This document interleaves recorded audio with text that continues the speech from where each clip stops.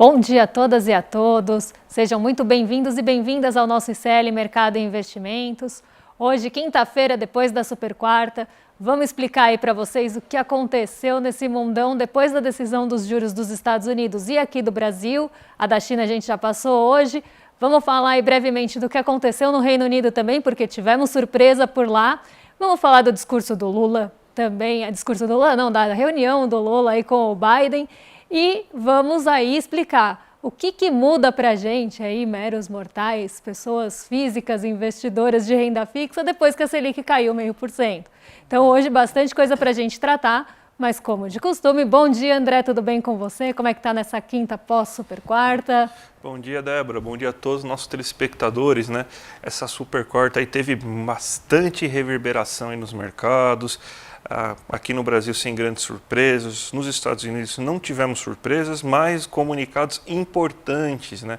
Mexeu com o mercado asiático, mexeu com o mercado europeu, mas a gente também teve, né, dentro da reunião da ONU, né, encontros bilaterais importantes, inclusive o acordo entre o Brasil e os Estados Unidos, que foi firmado por Lula e por Biden. E é com isso que a gente vai começar o dia, né? Mudando um pouco a nossa tradição de falar antes dos mercados asiáticos, europeus. Hoje a gente vai começar falando desse importante acordo que está aqui a notícia no nosso site, né? São acordos em relação à área trabalhista, né, que o Biden e o Lula lançaram, né, essa parceria pelos direitos dos trabalhadores após essa reunião aí que eles fizeram em Nova York. E o que você achou, André, desse acordo aí buscando essa parceria, né, pelos direitos dos trabalhadores e trabalhadoras? O que você achou aí dessa conversa do Biden e do Lula? Não, é um ponto muito importante aí que está sendo tocado, né? Principalmente porque você tem uma nova categoria de trabalho que está sendo avassaladora, né, em relação a direitos trabalhistas, que é a uberização do trabalho nesse momento. Se imaginar que você tem diversos trabalhadores que, graças à mentalidade coach, a mentalidade liberal, eles se acham empresários de si mesmos, né? Então, só que eles não têm nenhuma proteção social, como o próprio Lula falou, né, no discurso da ONU. Então você tem que dar um jeito de fazer com que esses trabalhadores sejam protegidos. E lá nos Estados Unidos a situação é a mesma. E lembrando que é ano de eleição nos Estados Unidos, Débora, e o Biden precisa de uma aproximação bem maior com os sindicatos, que sempre foi uma base importante do Partido Democrata. Então ele precisava de uma sinalização mais forte que vai acontecer uma proteção maior aos trabalhadores sindicalizados, até um aumento da sindicalização, então ele precisava dessa sinalização, mas é uma coisa que a gente tem que olhar, porque realmente é preciso uma modernização, não modernização aos moldes da nossa reforma trabalhista, mas uma modernização para colocar esse trabalhador precarizado hoje dentro de uma assistência social, Débora. Exatamente, a gente está falando de modernização e de não de mais precarização, né? Lembrando aí que até os sindicatos lá das montadoras ainda seguem ali com negociações e greves lá nos Estados Unidos, aí com busca de melhores condições e melhores também salários. E a gente tem que lembrar o seguinte, isso é uma carta de intenções inicialmente, né? Então não significa que a partir de agora você vai ter já leis que vão ajudar a proteger os trabalhadores uberizados, o pessoal do iFood, os motoqueiros, os motoboys e tudo mais. É uma carta de intenções, isso daí tem que ser passado no Congresso dos Estados Unidos e no Congresso brasileiro, né? Então provavelmente deve ter alguma proposta daqui a algum tempo em relação a isso, e pelo que tem a carta de intenções é que as propostas vão seguir mais ou menos na mesma linha, né? Então não vai ser coisas diferentes entre Brasil e Estados Unidos, mas vamos dizer assim, é uma coisa meio chocante, né? Até surpreendente, né?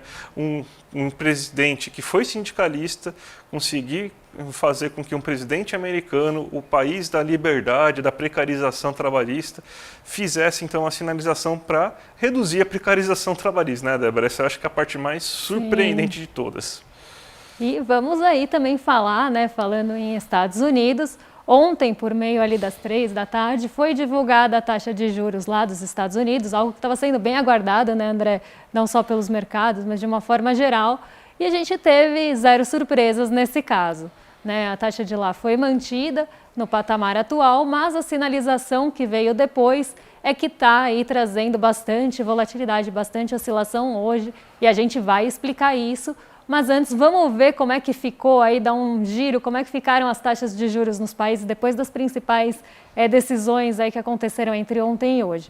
Vou colocar aqui na tela para vocês, aí a taxa de juros dos Estados Unidos é a do meio, né, para quem está conseguindo ver, ela em maio de 2022 estava em 1%, a taxa-alvo, né, dos Fed Funds, que acaba tendo ali uma banda, né, de 5,25 a 5,50, aí a gente vê que ela foi mantida agora em setembro. A projeção era de manutenção, então não tivemos surpresa nesse sentido.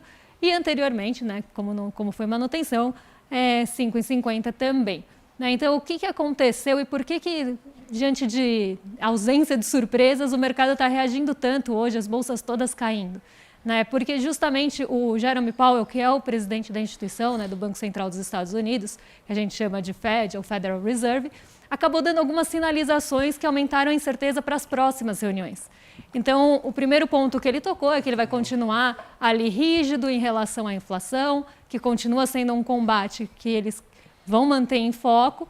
Falou dos dados de desemprego e do mercado de trabalho de uma forma geral, né, aí apontando que o mercado ainda está forte para os patamares aí, de juros e também que ele está um pouco mais ali se adequando entre oferta e demanda. Mas um ponto que ele falou logo no finzinho, que ele não deixou de sinalizar, e eu acho que isso acabou mexendo muito com as expectativas do mercado, é que ele sinalizou que o Fed sim pode voltar a subir as taxas ainda esse ano, se for necessário. Então, ele fala do combate da inflação no centro, acaba passando aí pelos dados do mercado de trabalho, falando desse melhor ajuste, e termina a fala dele apontando para uma possível alta aí de juros nos Estados Unidos ainda esse ano. E isso trouxe uma incerteza bem grande para as próximas duas reuniões. Então, o mercado agora está com a atenção toda voltada para os dados de emprego dos Estados Unidos que vão ser divulgados agora na esteira. Assim, um grande desprazer assim, quando você pega e tem que ler as atas, né, das reuniões, né, porque elas são, além de serem meio desconexas com a realidade, vamos dizer assim, elas colocam palavras assim que seriam inadmissíveis em qualquer lugar, né? Que a ata do Fed, né, do FONC, né, que é o Comitê de Política Monetária dos Estados Unidos, ela começa assim: o desemprego está baixo, a economia está indo bem e a inflação está alta. Então, basicamente, ele fala: a gente tem que dar um jeito nisso. Estamos crescendo muito, as pessoas estão com muito emprego. É uma maneira um pouco mais sutil, né, do que você colocar, que nem o nosso querido CEO lá, australiano, falou outro dia lá para a gente, né? Mas é uma maneira um pouco mais sutil apenas de você falar o que ele falou, né? Então, a gente precisa reduzir a inflação, vamos reduzindo como? Aumentando o desemprego e reduzindo o ritmo de atividade da economia norte-americana. Então, você vê assim que, basicamente, como a gente estava falando esses dias, né, Débora?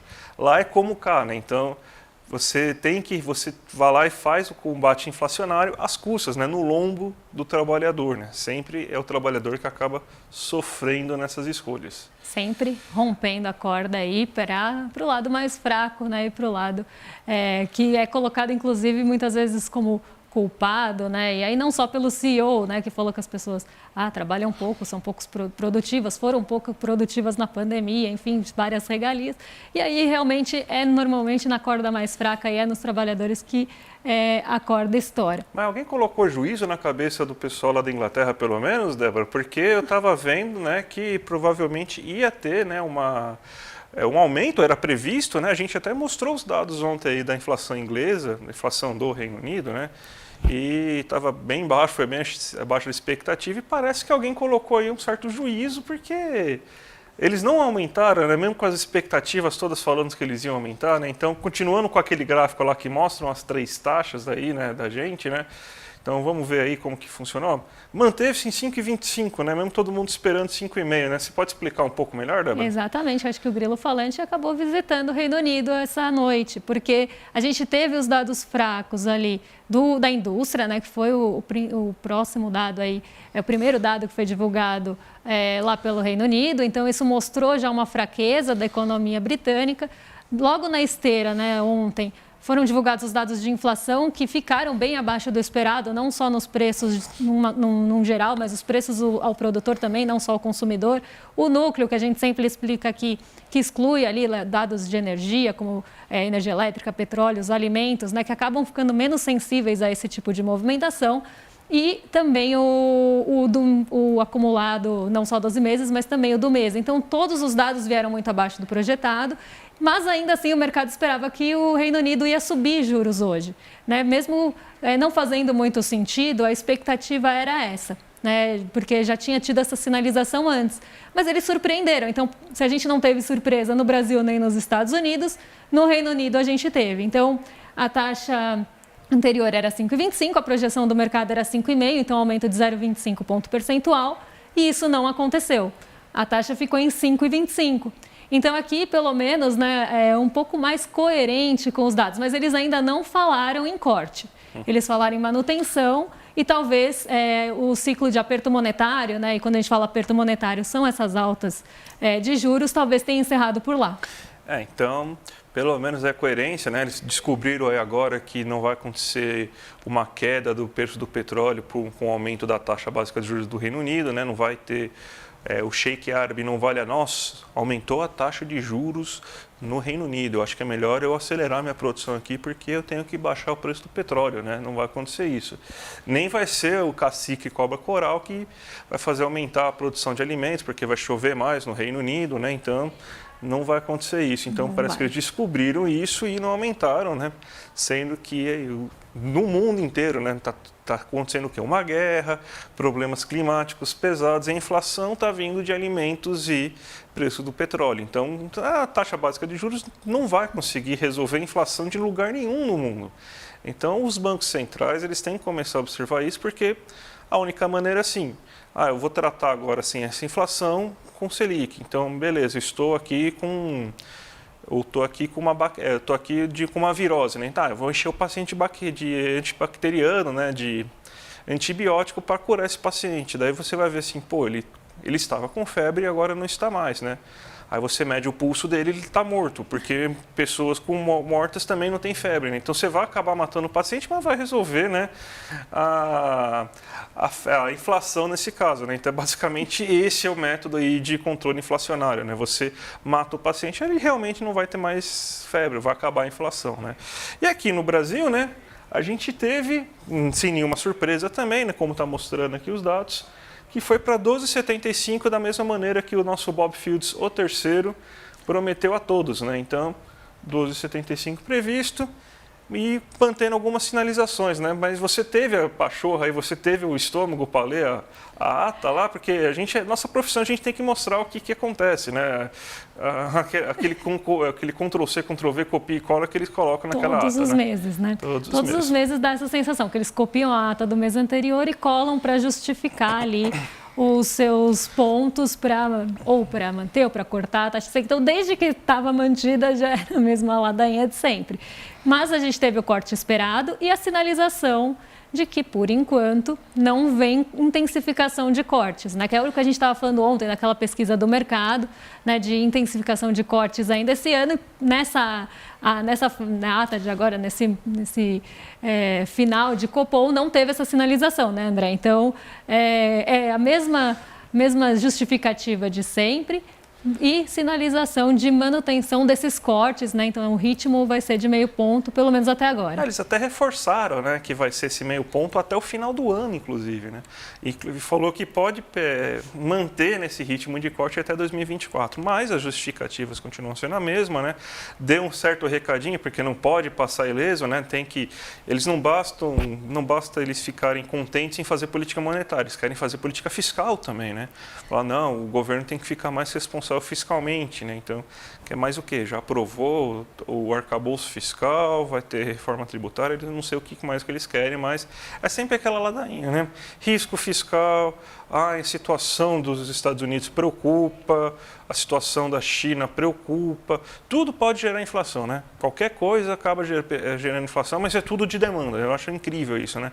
500 fatores de oferta colocados como possíveis fontes inflacionárias, mas aí a culpa é sempre da inflação de demanda. Acho essa sinalização, essa coerência que o nosso querido que a nossa querida ata do Copom, não saiu a ata, né? Foi só o comunicado, mas o que o comunicado coloca, eu acho assim sensacional, né?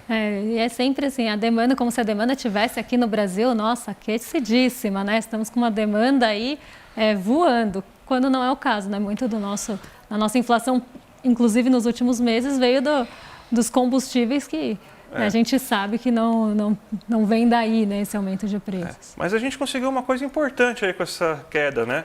A gente conseguiu ficar em segundo, saímos do primeiro lugar e fomos agora para segundo lugar no ranking de taxa de juros reais mais elevado. Mostramos o gráfico aqui para vocês, né? Mostrando quais são as taxas de juros mais elevadas. O México agora ultrapassou a gente. Parabéns, México! Vocês agora têm a taxa de juros real mais elevada.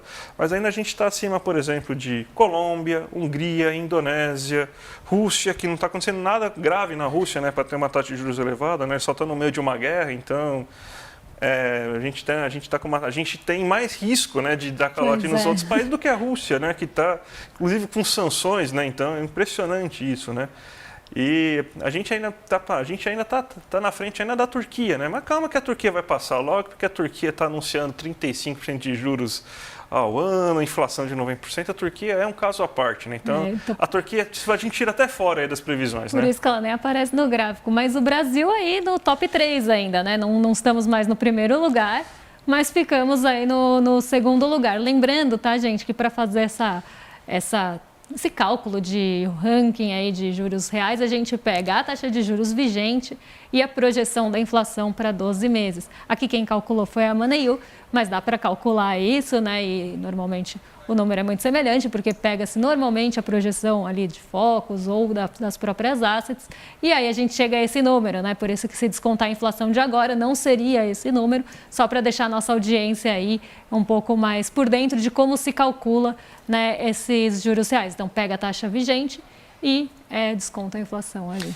Tá, mas beleza, tá aí, a gente falou de Copom até agora, muita coisa aí, muita explicação técnica, né? Mas o que isso vai afetar na nossa vida? Como fala o meme, né? O que isso muda na vida do Palmeiras? Aí vai mudar alguma coisa? A gente vai poder comprar um novo avião com o Palmeiras com essa nova Selic? Aí o que vai acontecer aí para as pessoas normais que têm aplicações financeiras, compra aquele seu título público lastrado na Selic? Vai ter alguma mudança importante, Débora? Então, vamos ver se vai ter uma mudança? Eu vou colocar aqui na tela para vocês uma planilhinha que eu calculei. Então, eu peguei aí a taxa de juros, o CDI, na verdade, atual, né? CDI é o que normalmente remunera as aplicações de renda fixa pós-fixadas, aquelas que rendem 100%, 105%, 103% do CDI. Coloquei a data de aplicação hoje, coloquei vencimento para um ano, tá? Então, não joguei muito para frente e coloquei inflação atual. Poderia ter colocado aqui a projeção da inflação, mas coloquei a inflação atual e coloquei assim, se eu colocasse 10 mil reais. Então, realmente aqui, para nós, meros mortais que aplicam em renda fixa, não estou falando do grande investidor, não estou falando do fundo, estou falando de nós aqui, do nosso bolso. Se vai fazer aportes mensais, não vai fazer. Aqui um merchan, tá? Essa planilha é do nosso curso do Investidor Mestre, que os alunos têm acesso e podem ficar brincando com as projeções de juros. E aí, CDB pós-fixado, 100% do CDI. Então, aquele CDB do banco que você você pode resgatar e cai na conta no mesmo momento, que paga 100% do CDI. E aqui eu coloquei só pré-fixado, tá, gente, para colocar a taxa anterior. Então, eu coloquei o CDI anterior para a gente ver, muda muita coisa na minha vida esse corte de Selic? Então, vamos calcular. Então, vamos lá. Espero que vocês estejam conseguindo ver. Se não estiverem, vou pedir para colocar aí na tela inteira para o pessoal conseguir ver em casa. Então, o CDB 12,65, né, que é o atual, pagaria mais de 8% acima da inflação, né, uma rentabilidade ali bruta, né, eu vou até eu chegar mais perto porque está pequenininho para mim, R$ 1.348,13. Líquida de R$ 1.112,21, aplicando R$ 10 mil por um ano. Com a taxa anterior, ganharia R$ 1.404,99 e líquido R$ 1.159,12. Né? No final do período, né, no montante anterior, aí, deixa eu só passar aqui para vocês verem. Nossa, o meu Excel não está me obedecendo. Vamos lá. Aqui. Você teria acumulado no final do período R$ 11.348,83 antes dos impostos e no outro caso R$ R$ 11.404,99. Então, aqui a gente vê que não é uma super queda para a gente aqui, né? Não é uma grande diferença. Né? Não vai ser isso que vai fazer a gente perder dinheiro, porque a taxa de juros ainda está alta aqui no Brasil. Então, assim, o benefício que um corte da taxa Selic traz para a sociedade, né, ainda que pequeno, e ainda que poderia cair mais, mas os cortes, né, que podem trazer aí mais benefícios pensando em produção lá no mundo real, né, não estamos falando aqui de mercado financeiro, mas, né, dessas expectativas para o crédito, né, para essa produção também ali de bens reais da economia, vai ser mais benéfica do que o que você poderia ganhar ali num CDB. Né? Então, às vezes a gente olha para a taxa Selic e pensa, poxa, ela caiu, agora eu vou ganhar menos, né? Que pena, que ruim para mim. Mas na sociedade como um todo, né, isso é benéfico e também vai voltar para a gente de outras formas. Então, aqui a gente precisa olhar um pouquinho além disso, e por isso que eu trouxe também, coloquei R$ 10.000, mas se eu colocasse 100, ia estar lá na mesma proporção, né? Só ia ser ali uma diferença maior. Mas aqui a gente vê que a gente está deixando de ganhar um pouco, sim, mas não é muito, né, com esse corte de meio ponto. Isso já pode trazer um reflexo, não agora, mas no médio e longo prazo, um pouco melhor para a nossa economia que está estrangulada. Então, a gente tem que pensar também nesse desestrangulamento da nossa economia, né, André? Basicamente é o seguinte, você vai trocar R$ 100 depois de um ano por um emprego melhor, uma renda melhor, um salário maior. Claro que você tem que fazer esse trade-off, né? Então, vai ser para você, vai ser para toda a sociedade. A gente está com um freio de mão muito puxado. Nossa economia ainda está, eu vi até o Roncalha falando de manhã, né? Ele estava falando justamente o quê, né? Ele estava falando que, basicamente, a gente está em primeira marcha e fazendo um esforço muito grande em cima de ladeira, porque a gente tem essa trava na taxa que é a taxa de juros básica, que é a Selic, para fazer isso. Imagina se não tivesse uma Selic tão elevada assim, como que você poderia ter já de melhora na economia? Economia urbana caminhando um pouco melhor, a indústria um pouco menos destravada, a indústria tendo uma recuperação de fato. Então, são muitos benefícios que você tem com essa queda da taxa Selic. Eu sei que às vezes parece que uma queda dessa vai prejudicar o bolso aí do investidor, até do pequeno investidor, mas ela vai melhorar a vida da economia real, né? Então, pode piorar a vida da Faria Lima, mas na economia real ela vai melhorar, né? E depois de tudo, esse monte de taxa de juros, taxa aqui no Brasil, taxa nos Estados Unidos, taxa na Inglaterra. O que aconteceu então? O que gerou nesse mundão aí, Débora? Porque até a gente hoje está mudando um pouco, né? Porque primeiro vamos explicar as taxas, depois vamos mostrar o reflexo disso aí no resto do mundo. Bateu na Ásia, bateu na Inglaterra, bateu na Europa. Então, qual que foi o resumo? Até notícia do nosso site aqui para vocês verem, né? A última notícia aqui que a gente preparou para vocês, né? Que é justamente depois dessa. Daí a gente já passou, inclusive, né? Que é a notícia que está falando aí das aberturas de mercado depois dessa super quarta-feira, né? Mas lembrando que também lá no site tem aquela notícia lá do Copom para vocês verem direitinho, perfeito aí, uma opinião mais detalhada. Mas o mundo hoje acordou meio balançado depois de tanta taxa de juros sendo anunciada, né, Débora? Exatamente. Não foi nem a taxa de juros em si, não foi nem ali a decisão de política monetária, porque essa não surpreendeu. Né? Quem surpreendeu, na verdade, não é que foi uma grande surpresa também, mas a sinalização do Jerome Powell depois, né, no pronunciamento, ele sempre dá uma coletiva ali depois da decisão. E aí ele fez aquelas sinalizações que eu já comentei, e aí o mercado ficou, né, achando que os Estados Unidos podem subir suas taxas, e isso acabou afetando o rendimento das Treasuries. As Treasuries são os títulos de dívida lá dos Estados Unidos, e aí eles voltaram a operar num patamar mais elevado hoje. E ontem já estava com esse movimento, tanto que o dólar passou o dia inteiro em baixa. Depois que o Powell falou, ele reverteu essas quedas e foi para o terreno positivo, subiu 0,15, mas subiu. Então, a gente vê já esse fortalecimento do dólar, tanto frente aos emergentes quanto aos pares, justamente porque já se esperava que esses títulos de dívida dos Estados Unidos fossem aí ter taxas mais elevadas e o recurso ia fluir para lá. Então, hoje isso bateu na Ásia, né? Então, ontem a gente já teve um movimento bem negativo por aqui. Na verdade, a gente ainda ficou positivo, mas de dólar já começou a reverter o cenário e hoje abrimos negativos. E aí, vou colocar aqui para vocês, na Ásia o movimento foi majoritariamente negativo, então as bolsas por lá caíram mesmo. E o KOSPI, né, que é o índice sul-coreano, um índice volátil também, um índice que também tem essa sensibilidade, na verdade, a juros dos Estados Unidos, as bolsas têm sensibilidade num geral. O KOSPI liderou as perdas lá na Ásia, caiu 1,75, já trazendo esses ventos aí para os mercados. A gente vê que o Ibovespa está caindo hoje, mesmo com o índice de commodities em alta, né? Então, aqui um ponto que não é nenhuma, ali não é o preço do minério, não é o petróleo que está puxando aí a bolsa para baixo. Hoje, quem está puxando a bolsa para baixo é justamente a aversão ao risco. A aversão ao risco é um movimento, né, que acontece de buscar investimentos mais seguros, como os títulos de dívida dos Estados Unidos, em um momento que se tem incertezas, né? Então, esse é o movimento que está predominante hoje, André. Vamos mostrar então rapidinho como que está todos os mercados, como que está a abertura do Ibovespa. Vamos lá, então, mostrar isso aqui na tela para o nosso telespectador. Nossa, queda bem brusca, né, do Ibovespa hoje, inclusive, né, 1,66, né?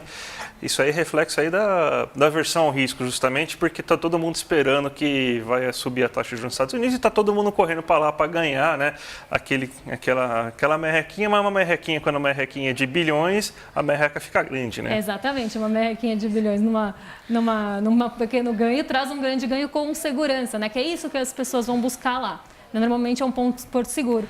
Então, o Ibovespa caindo 1,69 aqui, justamente por esse movimento vindo dos Estados Unidos ontem.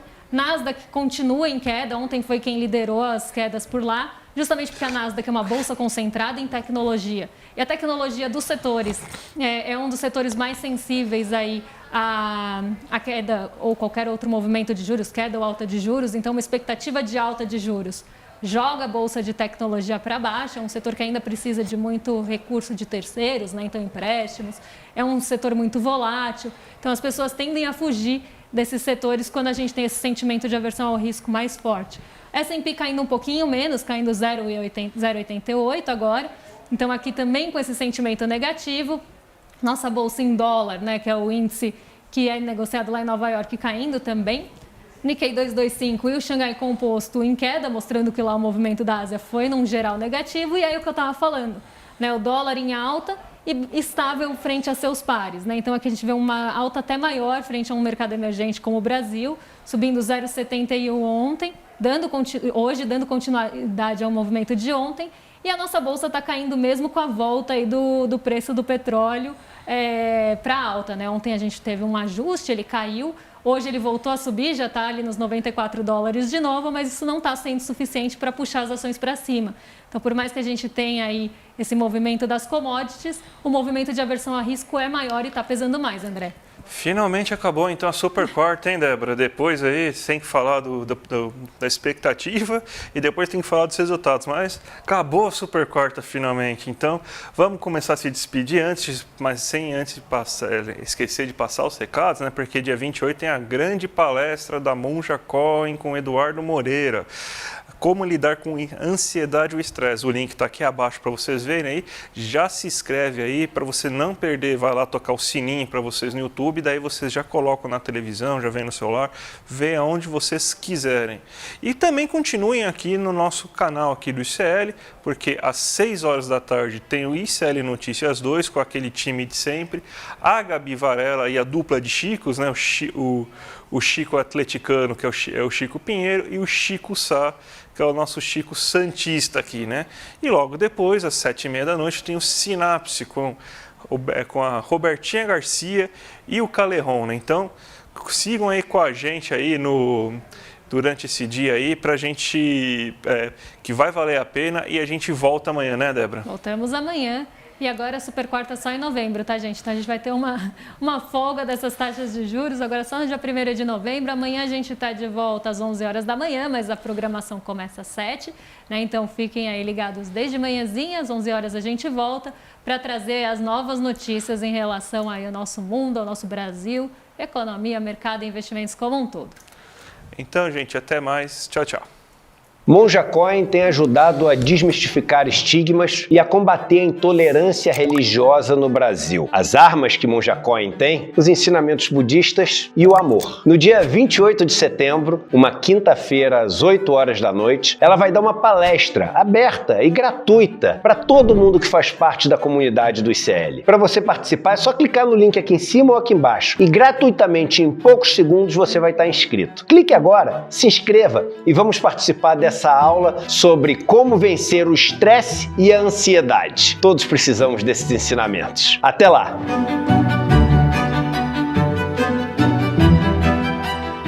Hallo zusammen, meu nome é Júlia Barreiro, eu sou professora de idiomas aqui do CL, sou formada em letras pela USP e tenho mais de 20 anos de experiência dando aula de inglês, alemão e também de português para estrangeiros. Nesse curso de A2 vocês vão avançar no ensino de alemão de vocês, aprender outras estruturas gramaticais, evoluir muito em termos de vocabulário e habilidade de leitura, de escrita e habilidade oral também. O curso de alemão aqui do CL está dentro do pilar profissional. Aqui a gente oferece cursos no pilar espiritual, onde vocês podem fazer, por exemplo, aulas de meditação, de yoga. No pilar cultural, onde vocês podem aprender sobre história, música, cultura.